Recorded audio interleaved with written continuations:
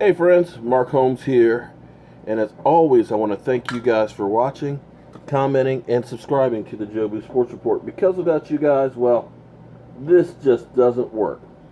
You know, they always tell me, don't quit your day job, and of course I haven't. I guess that's because they say I'm just not good enough to do this as a career. Or maybe it's that people just need my work. I don't know what it is, but it is what it is. But I'm sitting here thinking, I cannot seem to get one thing out of my head. Here's the thing. I believe the Cowboys are going to have a good season next year, simply because of trends. A team will do good, and what happens is the NFL is naturally made so that way it brings you back down. People want to take your coaches. People want to take your players. Players want to get paid, so you can't hold on to anybody. You can look at the Eagles right now where they're having to get a few new coaches. You got some players that are looking for big contracts and some guys that are going to be leaving in free agency. It's the natural process. So teams will rise and teams will come back down to earth. Fortunately for us, when we fell, we didn't fall a whole lot. We were still 9-7. Not great, not good enough, but still 9-7. It's not that bad. And the natural progression will be we'll have a little bit easier of a schedule. We won't have the target quite as big on our back like, say, the Eagles do, because when you're good, people want to beat you to make a name for themselves.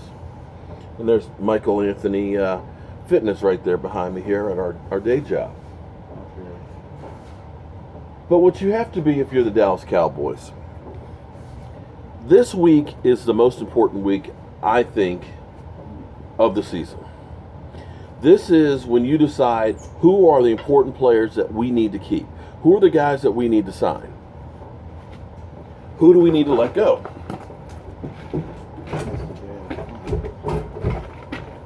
Which direction are we going to go on? Are we going to blow it up and try and start over and build for down the road? Or do we go all out and try and make a run at it this year? And that's where all the teams are right now. And right now, teams are looking at the salary cap, how much they're paying guys, and how much they are willing to pay guys. You're looking at, are we going to try and build through the draft long term? Or do we just need a couple of pieces and we can make a run? I think the Dallas Cowboys are a couple pieces for making that run. You got a young quarterback. You've got a great running back. You have an offensive line that needs some tweaking and some help and some health. And you got a great offensive line. You got a defense that I think is just a couple of people away from being elite. And I look at the NFC. The NFC is not, unbeatable. There's no juggernaut that's in there. Yeah, the Eagles won this year, but that came out of nowhere. I think they're going to take a step back. Minnesota was good, but they're starting all over with quarterback. What? Especially with Carson Wentz. Yeah, Carson Wentz is going to be. Carson Wentz is never going to be a center. Giants are rebuilding. The Redskins are constantly rebuilding. So I think you've got opportunities to make that run. So I believe the Cowboys are going to need to change their DNA. And I still think that Earl Thomas could be a huge piece of the puzzle. The question is, what are you willing to give up? Because Seattle wants a trade.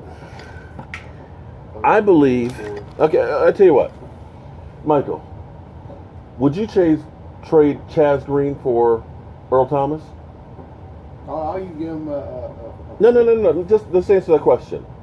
Would you trade Chaz Green for Earl Thomas? If they would trade me, I would, and possibly give him a late fourth round pick.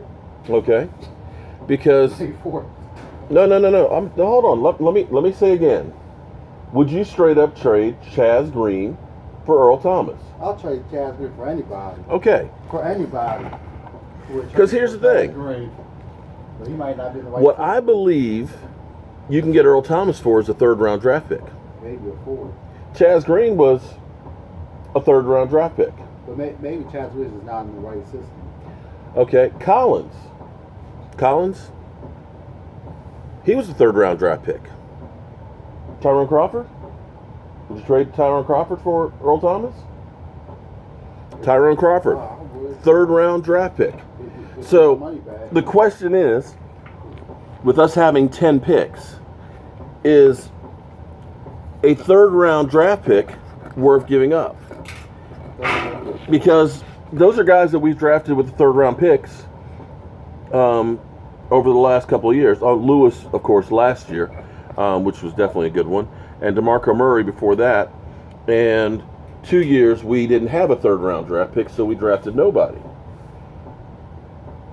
And if you're asking me, if I were general manager or owner of the Dallas Cowboys, would I use a third-round draft pick to bring in an Earl Thomas? I would say, hell yes. In a heartbeat.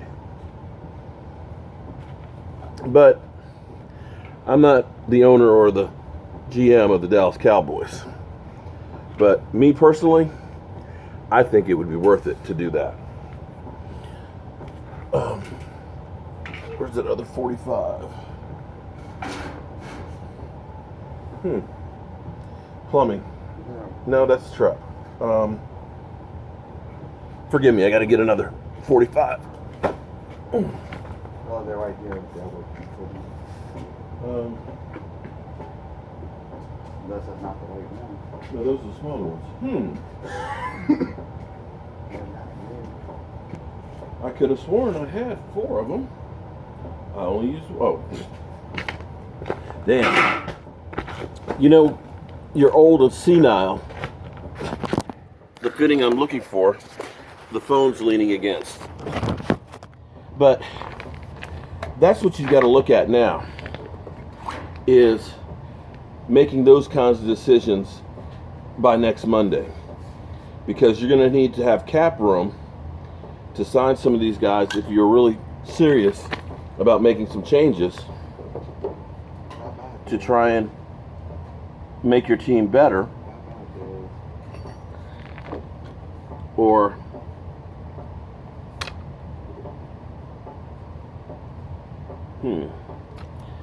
trying to make this fittings work here for our plumbing.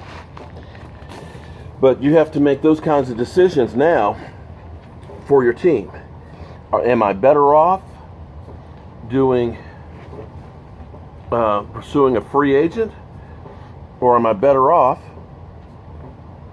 keeping the guys that I have?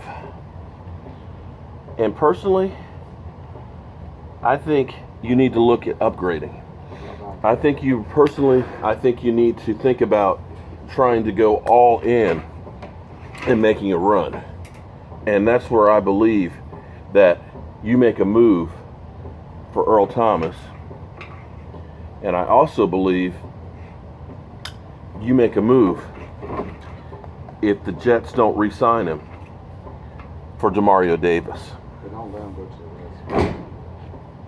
Yeah, I said make a move for Demario Davis. Because I believe that guy would be a difference maker on that defense.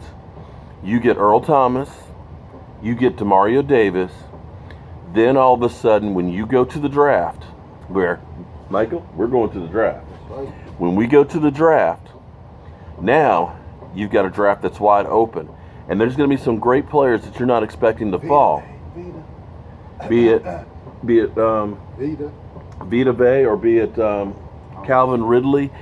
You can then draft the best player available. Yeah. So it means if it's a guard, if it's Vita Vea, if it's Calvin Ridley, all of a sudden you've got a monster team. Now, I know I'm a guy with a day job and a voodoo doll that loves the Dallas Cowboys. What do I know? Well, I know how to build a house at least.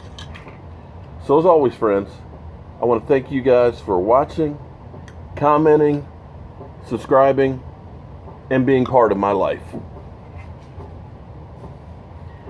And I will see you guys real soon.